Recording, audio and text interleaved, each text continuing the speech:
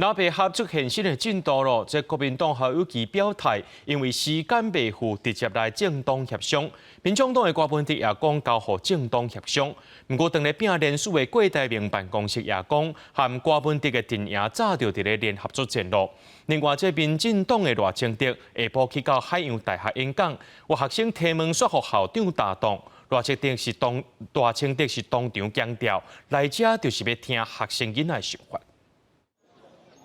老爸要安怎合有新的进展？双方是无搁在吵要全面调，还是民主初选？国民党的校友仪表态讲时间未赴啊，即马大家都来政党协商。民进党的郭文哲嘛放较软啊，讲若校友仪坚持都来政党协商。在整个时间已经来不及底下，那当然就是进到政党协商了，就由政党协商，大家一起共同面对。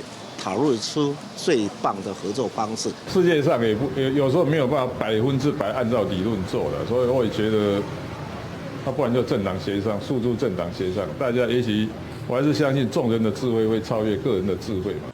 不过校友义强调讲，若选举无合作，就袂有联合内阁这种物件。但是外界传出郭汉培是郭文哲的初衷，郭文哲嘛无讲唔是，伊讲迄当初是思考安怎是上强选赢的组合。我认为这种得过且过的心态，作为一个总统候选人来说，是有点不太妥当。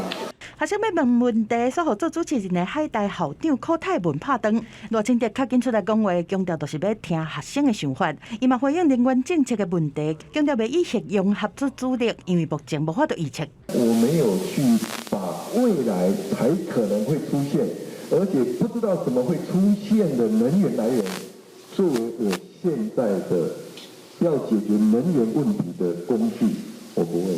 另外，继续在冲连署的郭台铭阵营，直接讲和郭文哲阵营，早就在联合作战。我们郭办这边也跟柯办呢，还有民众党保持非常友善的互动。郭柯阵营其实早就在联合作战。但汤的检调，佫查出郭台铭连署站疑似有300块买连署这种不法的行为。寺庙的董事长和2个条卡拢封收押。黄事首讲已经和地方的连署站讲过，连署袂当有对价关系，违法就爱互举报。强调有信心，讲官方的站点袂有违法的行为。记者综合报道。